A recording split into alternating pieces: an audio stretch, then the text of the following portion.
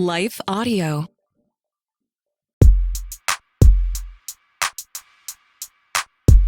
Today on Talk About That, John has a meeting with his inner committee and kills bugs for fun at dinner parties. Meanwhile, I don't like moving around on stage and tell the unfortunate words uttered by the recipient of the first X-ray. Plus a conversation about angst, assertiveness, and whether some anxiety is actually a privilege. Today's episode is not sponsored by mold. We've been going green for thousands of years.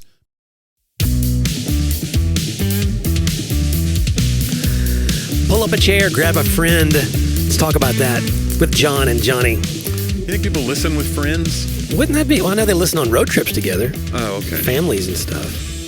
Podcasts feel like a very personal thing. Maybe to you. Know?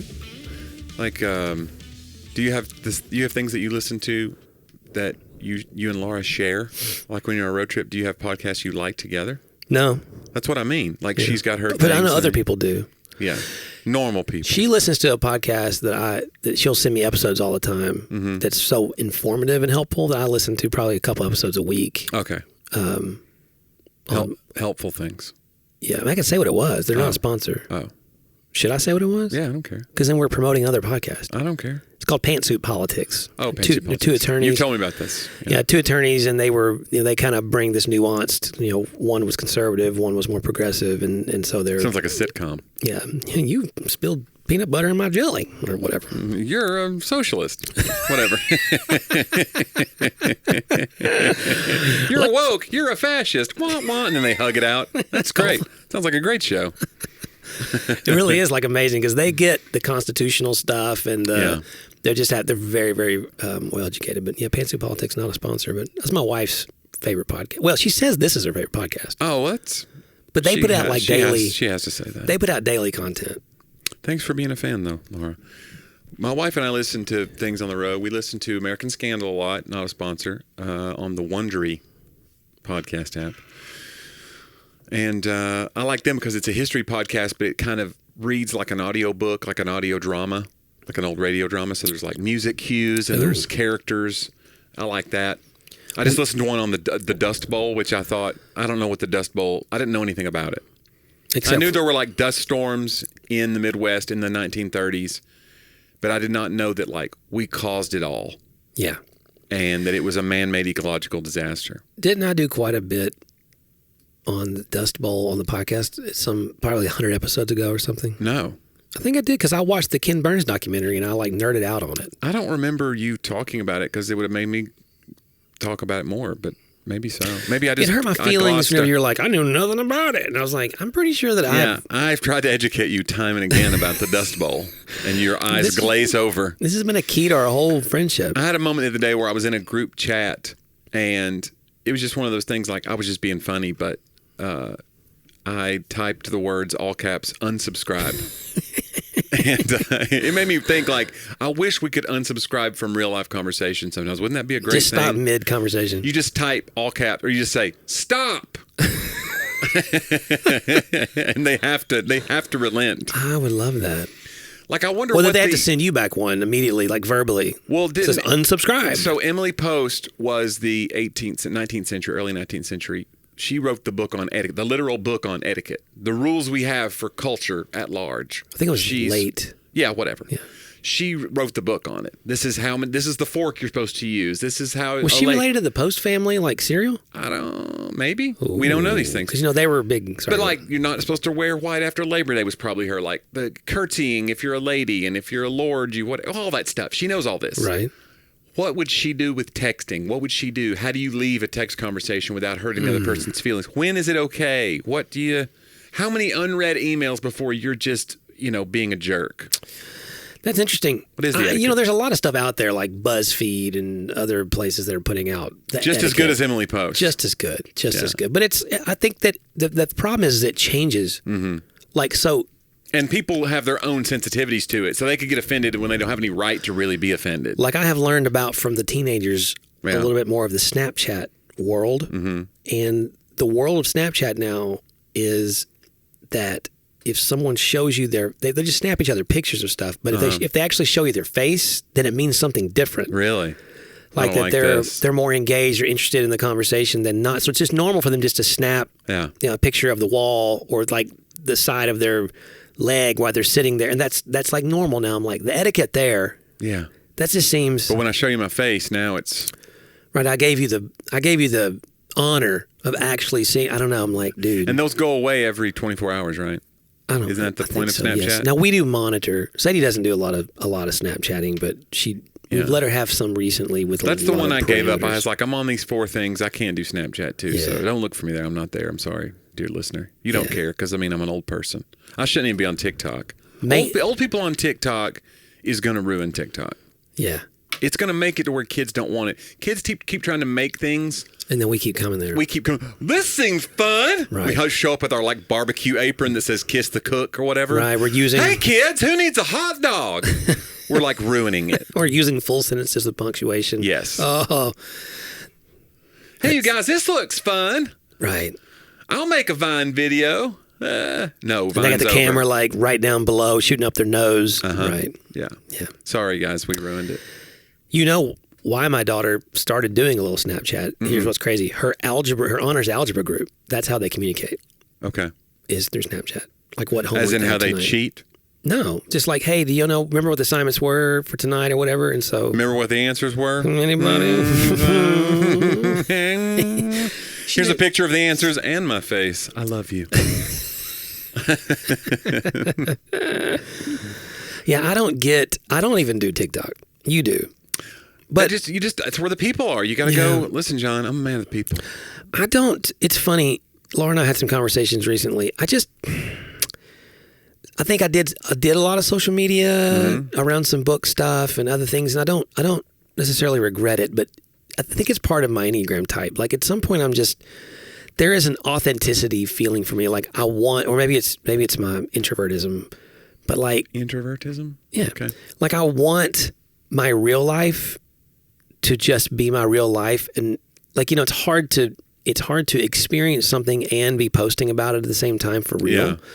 And so like, I don't, and then it's dumb because you can easily take a quick picture or whatever, but there have been times I wanted to make a good quality post of something and I've taken an hour out of the trip or whatever to put this collage of photo. And I'm like, right. this is an hour I didn't have on the trip, you know? I do that all the time though, where I'll be in a city, I'll be on stage, I'll have had a great show there. I want to give a shout out to the city and I realize I don't have any photos from while I was there. So I have nothing to share with people who like maybe were at the show and want a shout out.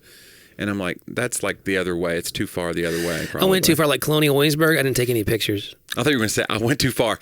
I now am a blacksmith. I'm a Luddite. We've sold all our worldly belongings. I work for the railroad now, Johnny. I don't have any electricity at home. No, I didn't. We got home because I'll look back in my photos, and that's how like they'll come up as memories, the Google photos that I back up to will come up and that's right. Remember we went to Charleston. Oh, we went to New Orleans. Oh, we went to... Most of the time, the memories of social media for me are to remind you of what a jerk you were in the past years. Like 10 years ago, you is really your worst enemy on Facebook. See, I think you're too hard on yourself. Oh, boy. I wrote some rough things. Like Jonnie always says, guys, he acts like that we had some like completely stupid hot takes on all kinds of things in the past 300 episodes. Yeah. I can think of very few. What I can think of us was just talking out with the knowledge we had, and then even saying, I bet someday this will be wrong. But I don't even mean hot takes. I just mean like when you write on Twitter, Jonnie is waiting on his peeps at Panera. That whole sentence, I don't want to hang out with that guy. I don't want to hang out with anybody that's waiting on their peeps at Panera. I still say peeps. It's funny. There was a thing Laura sent me. I forget what blog it was or whatever, but it was like the 10 things that the millennials wish that the boomers would stop saying or whatever. Mm-hmm. Boomers, not literal boomers, but anybody old. Just like we call everybody younger a millennial now. Right. Yeah. Yeah. Z and millennials. And they would tell you what decade it came from. Mm-hmm. And so like groovy came from like the 60s or, early 70s. But there was only one on the whole list that I use. Oh, no. And it was from the 90s. Okay. And it was Cool Beans. You say Cool Beans? I don't say it a lot, but occasionally I'll say... Once is enough. It's still... Once is disqualifying. It's still within my vernacular, yeah, my lexicon, but I don't access it a lot. There's like dad Twitter accounts that say like, you can't get your family ready to leave to go to dinner without saying, "Are you guys ready to rock and roll?" Yes. You guys ready to rock and roll? That wasn't on the, ready to rock and roll. And you can't tie something down in your truck without saying, "That ain't going anywhere." You have to say it. You physically have to. As you grunt the last pull of the strap, that ain't going anywhere. I don't know what it is, but you have to say it. And I'm not even a dad, and I've done that. That's just an old man thing, I think. I think I say that. Yeah. I tie things down. Then they go, "Everything good?" You go, "Cool beans." Cool beans. I really don't, guys. Let me retract that a little bit. Yeah. I just realized it's in the queue, but it rarely comes out. I think I might have said cool beans to Sadie when she was little or whatever. Yeah. Now I'm ashamed. But you know what's not shaming, Johnny? What's not shameful? To hear some just amazing products and websites and podcasts. There's nothing shameful about commerce, John.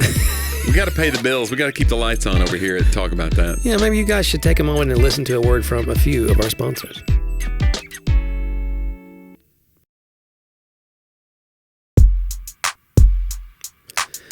And we're back. Raring to go. Yeah, raring to go. Yeah, I don't know. Cool beans is one for sure. Yeah, and then I don't know. That's the thing. You can't be so wrapped up in trying to look cool for the next generation, though, because we are cringy just by existing. See, I don't like that. I don't like that we're reversing the honor now. Like there was a day and time when you got older, you're supposed to be wiser. And don't you think that your dad was cringy and sometimes? Well, yeah, but I'm in the 20th century. I'm in 21st century. Like, yeah, Johnny, I'm still in the 20th century. Yeah, that's the point. Somewhere in modern age, that's a postmodern. You don't think every generation has grown up thinking like my old man's out of touch? I don't know. He says like this. I think Isaac saw Abraham was like. That's why we invented groovy, because our parents weren't groovy. Yeah. We were getting groovy. They weren't groovy. I don't think until like the Enlightenment. Then we got gnarly. They were not. They were decidedly not gnarly. Then they got.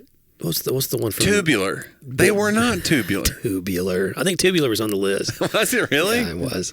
I should go find that list. I've heard Zennials say rad again. Rad is making a huge comeback. Rad was on the list. But it's different when they say it. They say it. Yeah. If we say rad, it's like, oh boy. You know what they say a lot at our table, because I'm surrounded by Gen Zs and millennials now. Yeah. They say that slaps. There's a lot of that slaps. Everything slaps. And I remember like Jake and Abby she's our creative director, worship director, and Jake's our and girls director, and then Jake is our youth director. And I remember when I was interviewing them, it was one of the reasons I hired them. They said sick at least 20 times in the interview. They're like, sick. Like I'd say, yeah, here we really lean into community as an actual way of doing life together, not just like, oh, let's put some groups together. Like, sick. Yeah. And I was like, yeah. I would never say that, so we need you here. You know what I'm saying? We feel like community slaps here at the Grove. We have community members slap. So step away. It's blood in, blood out for our community. We slap each other. And so good luck. Do you ever say slaps? No. But can you? Could you? Here's the thing. Won't you? I have a thing. I think there are people who are self-aware, and then there are people who are like cripplingly self-aware, and I think I'm closer to that end of the spectrum. Like I heard Norm Macdonald talk about it, the late great comedian. He was doing an interview about how when he did an event with Sinbad back in the day. He was a comedian like 5 years, and he got Just for Laughs, which is a huge comedy festival in Montreal. It's like the mecca of comedy. Yeah. But he was a Canadian comic. They had a quota to fill, so he gets in at like 5 years in. He's not really ready. He's got good material, but it's Norm Macdonald. He did fine. He goes out with Sinbad that day, who'd been doing comedy for 20 years by then. Right. Sinbad's this ball of life. Right. And they go out looking for socks. And Sinbad can't get somebody to ring up his socks. He's like, where's the person working in the store? And then Norm's like, I don't know, man. And then they had lunch. And then that night, Norman goes out, does his structured, carefully planned jokes, does fine. Sinbad comes out and did 10 minutes about where are the people who are going to sell me socks? And people are crying, laughing. Because Sinbad's all attitude, and he's just a funny dude. Yeah. And he goes, it made me realize I'll never be that guy, because I can't make myself go out of myself and go like me personally, I want you to like my jokes. He's like, he's left the mic in the stand like I do. He stands still. He's just a stand and deliver. Sinbad's prowling the stage like a panther. Yeah. all this confidence is oozing from him, and the crowd is eating it up. And he's like, it just made me realize, like, I'll never have that thing. And to me, I've tried it before. I'm like, I think I'm going to move around tonight. And I just cannot. I feel so self-aware and self-conscious of it. And so, yeah, to answer your question, like, I don't know about that. I just don't think that way. Well, I think that some people use art. It's interesting to say that some people use art to draw people to them, and some people use art as almost a barrier between them and people, but as still a place of connection. Is that what you think I'm doing, John? It's a barrier? It's a shield? Well, I'm saying we'll both connect. We'll connect in the art, but we won't connect personally, as opposed to someone who uses the art to say, follow this art and you'll eventually get to me. You know? I think you are getting a piece of what I am. It's just that what I am is not a very boisterous person. Right. That is the real me. I'm being myself up there, and I think I would feel fake if I did the thing of like, let's just act super confident and proud of the stage. That would feel odd. Now, maybe I'll try it. I don't know. If you ever see me walking around on the stage, just know that I am not confident when I'm doing it. I've seen you do some more early on. You were experimenting. Yeah. Like you would do one of your funny songs and you'd come down and you'd do a record scratch on some bald dude's head in the crowd, you know? Right. And you did it. No one would have known. Right. But me. But I was thinking, this is killing Jonnie now on the inside. Like, this is not what he would normally do. But I like that you pushed yourself. You know? It was like I was playing a character of a confident person. Well, you know, like I was doing an impression of somebody who would do something like that. That's what some confident people actually do.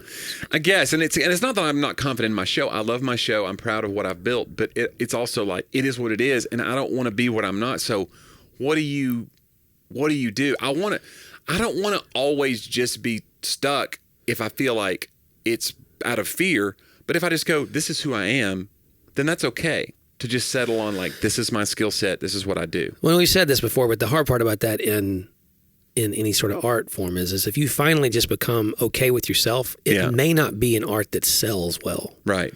And so that's one of those like... Is this what you're saying, just to prepare myself for... I think, Jonnie, if you start being yourself, get ready to... Oof. No, but, Sinbad, again, you do see those natural, electric, You wish I was more like Sinbad. Well, I mean, you finally said it. It's been between us for years, the barrier. But I think, like, I see that in leadership, in pastoring. Yeah. And for years, honestly, it's been jealousy.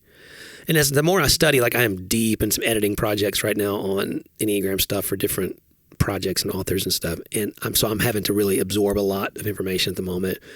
And when I read especially about type 8s, almost every successful pastor in my life that I know who's like got the mega church, because I've got lots of friends who run in those circles, or I've written for, or I went to college with, or whatever, and they all, like, when I see a type 8, which is called the challenger, and the challenger generally has a harder first step in conversations. They are the protector of the weak, but also, depending on if they're whatever their subtype is, but they're not all the same, obviously, Jonnie. But they're like more likely to seem aggressive with their words. They're not going to be nearly as concerned about what people think of them. Like, again, one of the books would say at their best, it's a Martin Luther King Jr. At their worst, it's a Stalin. So they're both going to be 8s. But they are more concerned with not being controlled by others than they are in controlling, but they can come off controlling. And I'm jealous when I think of my pastor friends who seem to have this, like, because 8s have almost boundless energy. Yeah. And 6s don't. Yeah. Like, I don't, at least. Yeah, so not be caught up in what other people are perceiving is like a weird freedom, and it could lead to some bad places, but it also, I'm a little bit jealous of it if I see it in somebody. And sometimes you're perceiving that and they really do care, and it's just, that's a character they're playing too. That's how it happens. Well, sometimes. I mean, most 8s are pretty genuinely like, in fact, they're surprised. That's the thing about 8s. They'd be surprised to find out that other people thought that they were a little too aggressive. What do you mean? I was just telling the truth. Like, right. That's like one of those hallmarks of them. You could really tell. And I look at them and go, just the natural way they are of being in the world makes this easier for them. But that's a myth. It's a misnomer. But for me, it's like, what I always tell Laura is, what I'm really jealous of is that they have clarity. Yeah. They could be wrong, but they have clarity about it. Often wrong, never in doubt. There you go. Yeah. So, like, you go, man, that Well, how much? Again, it goes back to the Matrix or whatever. Like, I know this is not a real stake, but man, I do kind of long because you and I live with a committee. Yeah. No, like not in our heads. Like literally, we live with a committee. Yeah. I'm just kidding. But we. It is. But this they sublet. Yeah, the inner committee is constantly questioning. In fact, one of the hallmarks of a 6 is they'll say yes, but. Mm-hmm. You know what I'm saying? Like you're always seeing the like the 9 can see both sides, the value of it. The 6 is like torn. Yeah. Like, oh my gosh, I try things more now than I used to, and you have to keep trying things on stage as a creative. But I do get jealous sometimes when I see other creators who I feel like they put out stuff. It's so constant, the stream of it. And now we're being conditioned for that of like, it doesn't matter. Just get it out there on YouTube. Yeah. It doesn't matter. And I always was like, well, this is something I want to hone before I put it out. And so it feels like if you have that ready, fire, aim mindset, you're going to do better in that landscape of TikTok and YouTube because it's like, yeah, Jonnie, your video might have been better, but it never came out. Right. Because you kept whittling it. They put out 10 videos while you were trying to get the one. Yeah. Yeah, it does feel to me, I think, make the excuse for my dragging my feet as I'm trying to make this the most quality it can be. Yeah. I was speaking with an editor the other day, and I've talked about the historical book that I've actually got an offer from the publisher now. Is it about the Dust Bowl John? No, it's about Old Glory. Okay.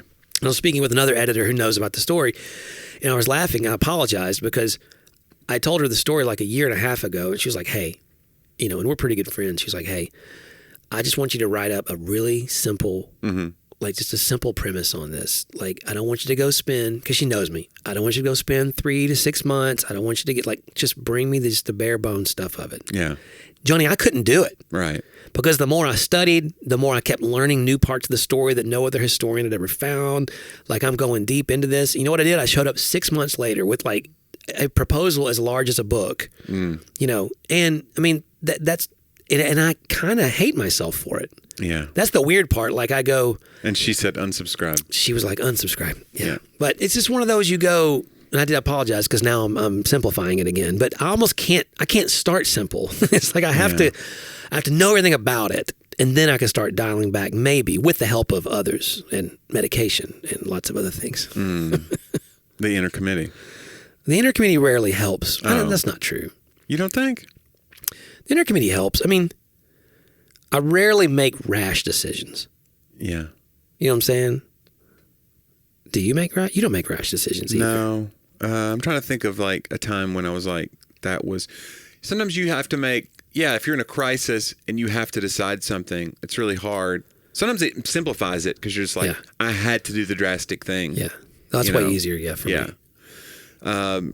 Whereas like if you're in a good situation and you're like, I just want to maintain the good in my life. And if I say the wrong thing here, right, it all good crashing down. That's the hard one. Yeah. Like, what was that thing? One of my favorite quotes is that anxiety is the dizziness of freedom. Yes. Like having choices is why the more affluent a culture is, the more anxiety. We're the most therapized people in history. We're also the most affluent people in history for the most part. We have the least medical, people aren't dying left and right from like preventable diseases. And you know what I'm saying? Like we're at the top of the food chain, all that stuff that we fought to get to. We have the most anxiety of anyone. We know about everybody's life because of social media, but a lot of we have so much freedom. We have choice. So it's like, you're almost jealous of, we used to talk about, Louis C.K. used to have a bit about vocational schools. Yeah. Like when you were the kid in vocational schools, it was like, talk about whittling down your dreams instead of being like, you could be anything you want. He goes, you tell these kids, you're going to be 8 things. You're going to be one of these 8 things. But it's almost a gift to be like, look, son, I'm a plumber. I can show you how to plumb. Yeah. You're going to be a great plumber. We're going to make this much money. You're going to be dirty. Your hands are going to be dirty, but you're going to like, that's almost a gift rather than like, go chase your dreams, son. And then he's like paralyzed with anxiety. Well, our friend Caleb Edwards sent us something in our group thread about the generations and sort of the cycle of sort of societies, especially democratic societies, I think, and how our generation and the second generation of the cycle are the nomads a little bit, because I do think that the generation before that they were the prophets, the ones who kind of established everything. Okay.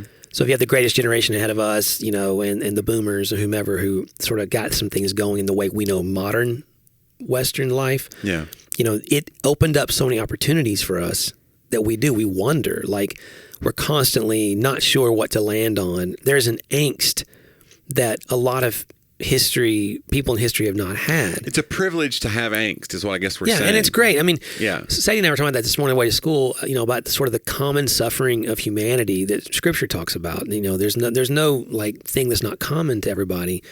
I was like, so Laura always says it's not a hardship Olympics. Like, we're not trying to say who has it harder. Yeah.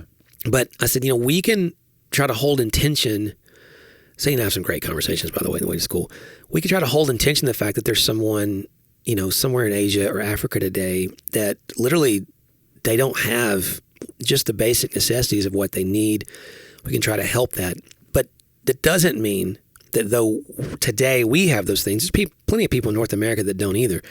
But just because today we do have those things, we don't have the same lack, doesn't mean we're not facing a common brokenness that may manifest itself in anxiety or in anger or whatever else like those. Yeah, it doesn't help to tell somebody just get over it because you have a lot of stuff. So you should just feel happy. Like, that doesn't fix it. And again, I'm being sensitive there. I'm not saying that they don't have a much more like, urgent need. So, but just that the common emotions, think about it, there's way more therapists, I would imagine, among us than among a lot of other cultures, and some of that's the privilege being able to pay for it, but a lot of that is because we have more of the freedom of time to process. Dude, there's an amazing book, Jonnie. Oh, I'm not finished with it yet, by Andrew Wilson, called Remaking the World.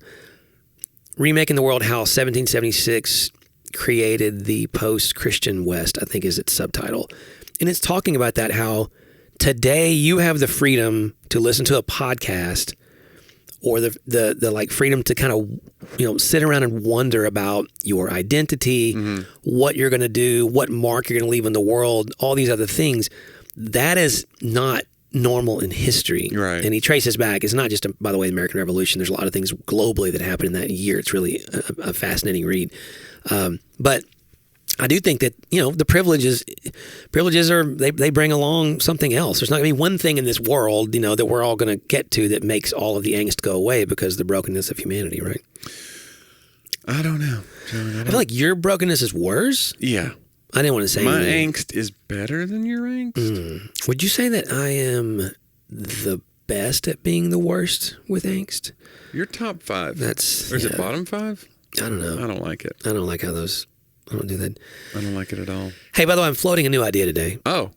You and I talked about it, but I think I'm going to, you always launch into a segment. I do. And this will be a short segment. But when do I get to launch into a segment? What's your segment called? Well, I don't have like a pithy, you talk about that, and I don't really have that per se. Okay.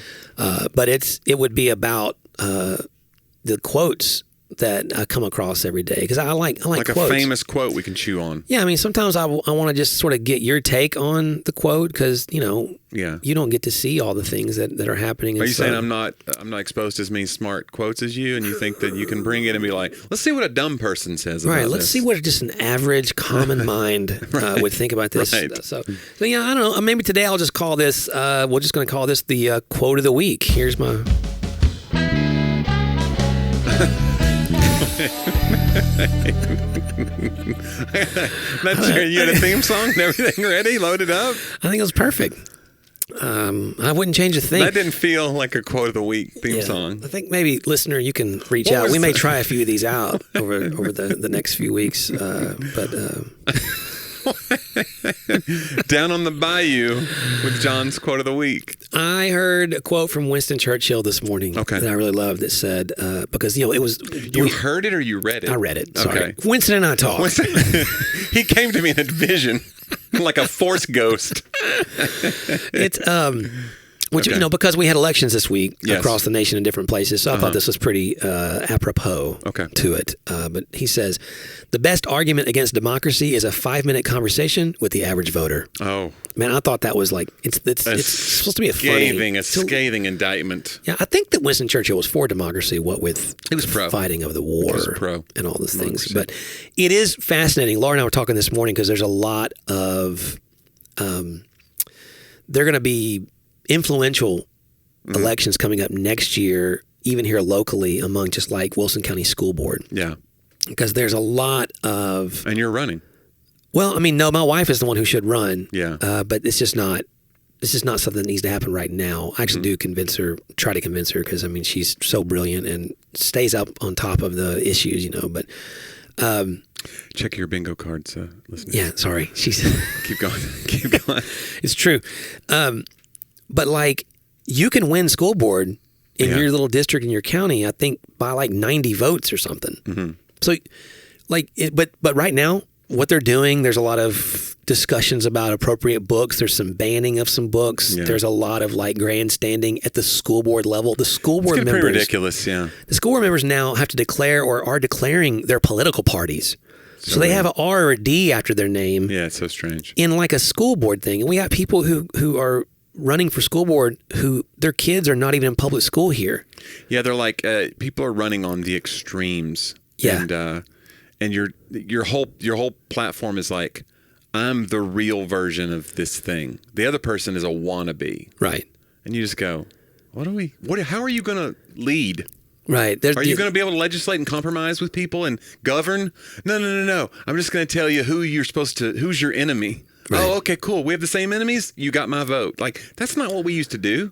That's crazy. Especially not on local levels where we're trying to, So I just feel like about the book stuff, it's like, if Hitler did it, maybe go the other way. Maybe not a great idea. Yeah.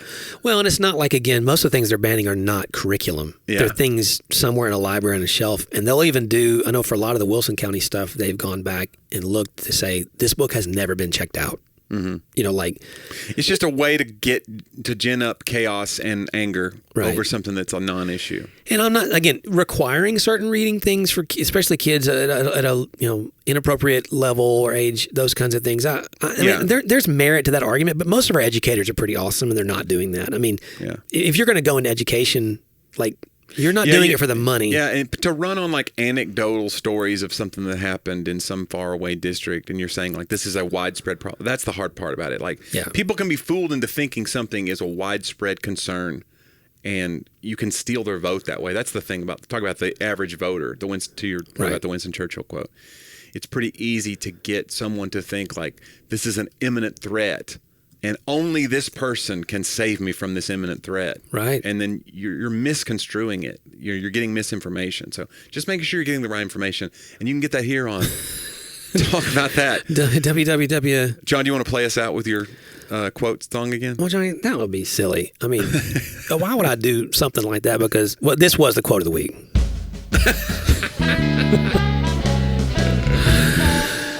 I stand by it. It makes me want like some, I don't know. I want like some ribs. Yeah. Yeah. I want some ribs right now. I like the harmonic at the end. It's like when you get into a plane and you suddenly, even though you never drink ginger ale, you want a ginger ale. Yeah, it's there. It's on a plane. You go, I think I want a ginger ale. Ginger ale. Somebody next to you gets one and you're like, ginger ale? What's that? Yeah. Like, ginger ale on the ground is garbage. Yeah, my mom drinks a lot of ginger ale. Oh, I apologize. So she listens. I apologize, Mom and Dad. She drinks Crown ginger ale. That's not awful. From the ground. Not from the ground. Right. Doesn't come from the ground. Yeah. Well, that was our new. We could try a new song next week on it. But, we'll think about it. Maybe quote of the week. Maybe something that's less, Bourbon Street, whatever that was. That was something. It was like the Bourbon Street Blues for quote of the week. It's not like every quote's going to be from Louis Armstrong or something. Right. Okay. So let's go into my segment, the one that's tried and true, where we go back this week in history. We call it Talk About Then. Now that's a theme song. Let me just say. Listen to it. Had a lot of pizzazz. John, this week, 1910, The first insect electrocution device is patented by William F. Frost, the bug zapper. What? Spokane, Washington. We've been zapping bugs for over 100 years, John. That should be their byline right there. I had no idea. Did you know that the bug zapper is that old? Maybe it didn't. Maybe it went through a series of let's keep trying. Right. Because it's killed a few cats or whatever. Yeah, and now they're like, right. we gotta. That's not working. Yeah. My apologies to the cat community. The feline listeners. Anyway. Not people who own felines, like the feline listeners. Have you owned a bug zapper? Yes. Have you seen the one that's like a paddle? I not only have seen it, I have not only used it, I have had people at the house when they're over, like it becoming like the game of the day. Like people just chasing bugs around. Forget pickleball. Right. Just frying bugs. Because it makes a popping sound, right? It when does. You hit one.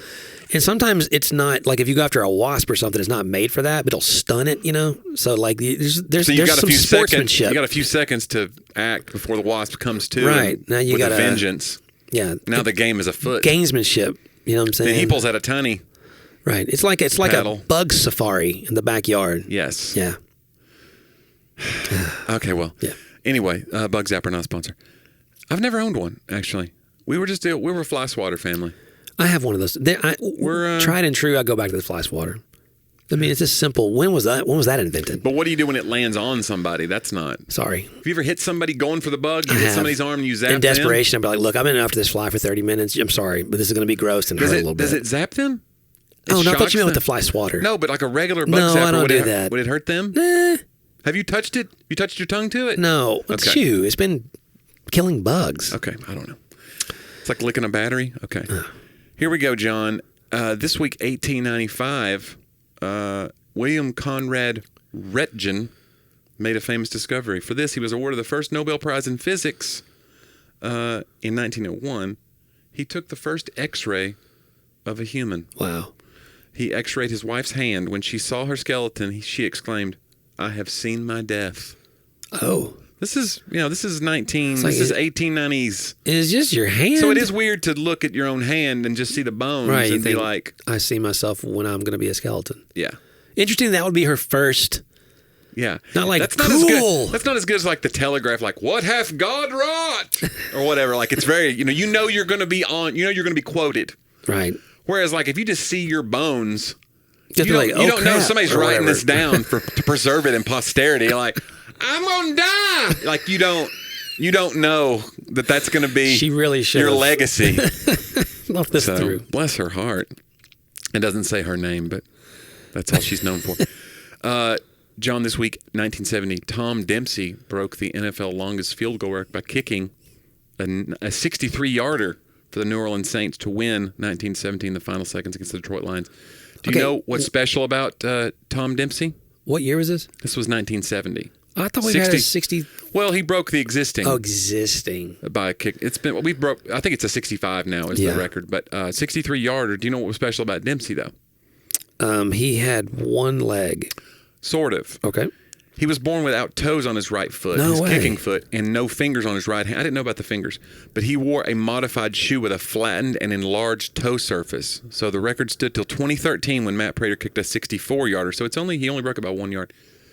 So it stood for a long time. But I wonder, and I hate to be this guy because here's a guy who's like taking advantage of what. But did he have like an advantage with the flattened boot? I don't know. I don't want to be that guy, but he's basically turned his foot into a 9-iron. Is that fair to say? I don't. I mean, he overcame and all that, but I'm not going to. Do we know for sure? Right. That what? I bet you could find articles. I bet you they were saying this back then.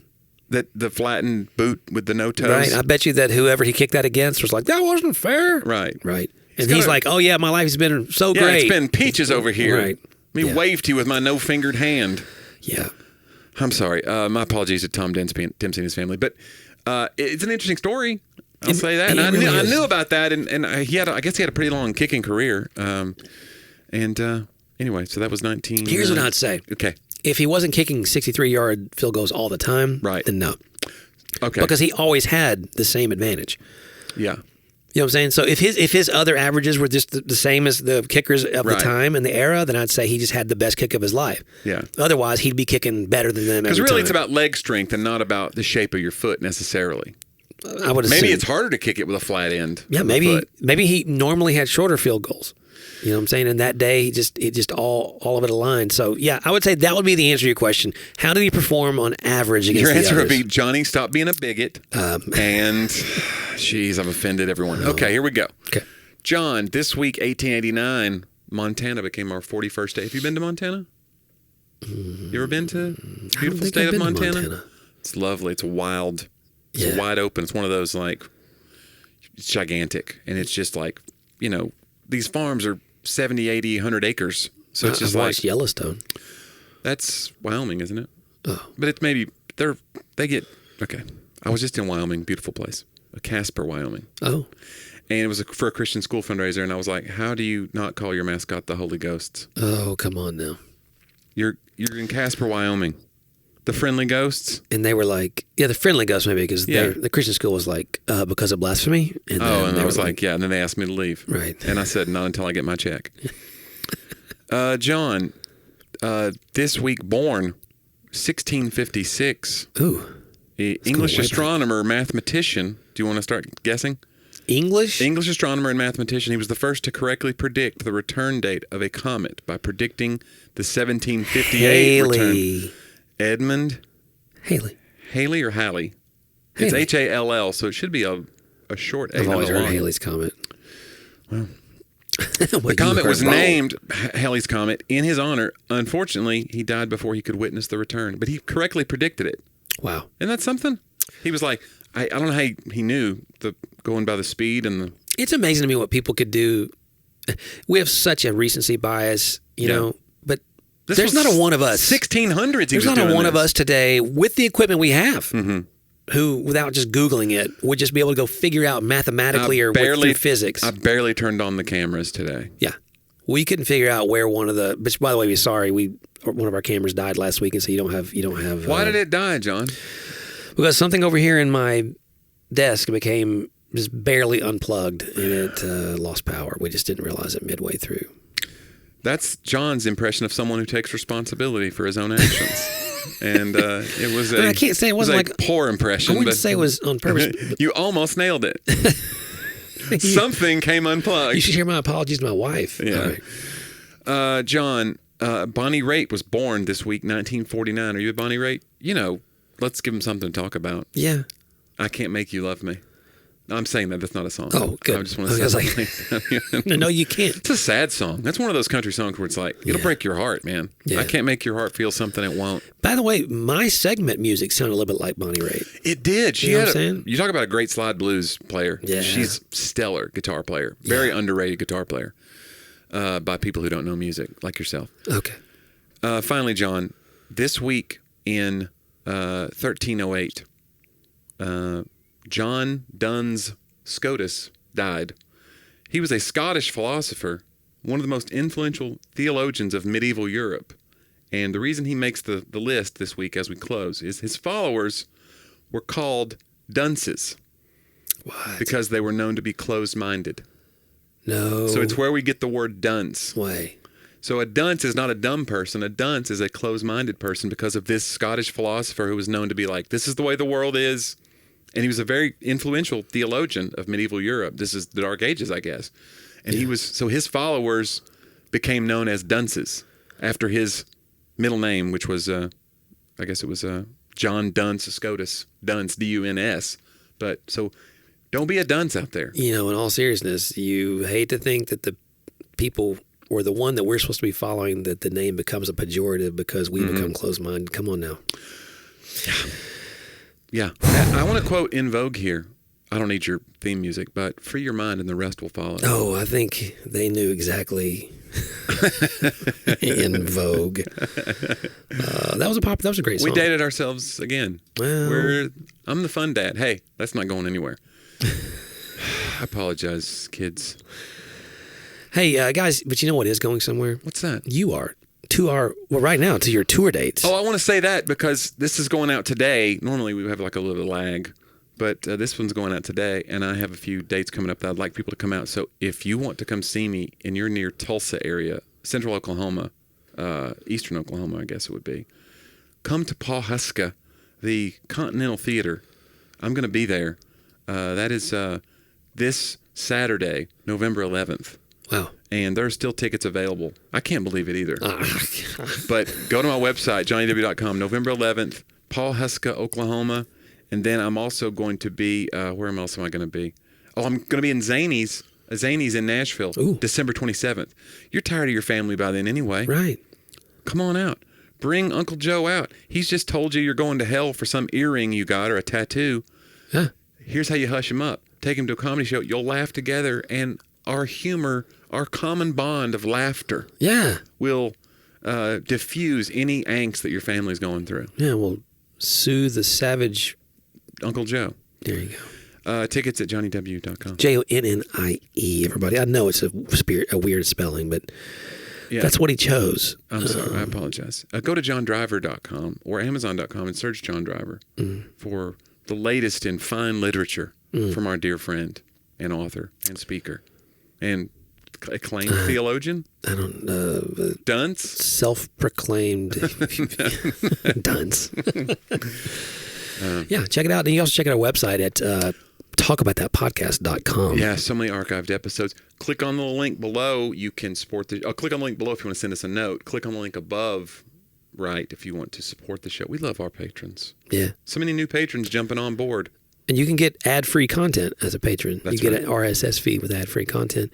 Also, you can see videos, except for last week. But you can see videos there, and we really appreciate it if you would go and subscribe to our YouTube channel. Leave a comment. That helps other people find those videos. Yeah, a couple of those have really taken off. You know, they're generally just there for us to make clips, but it's starting to get some more views. So, the more subscribers, Johnny, the more people that hear about the show.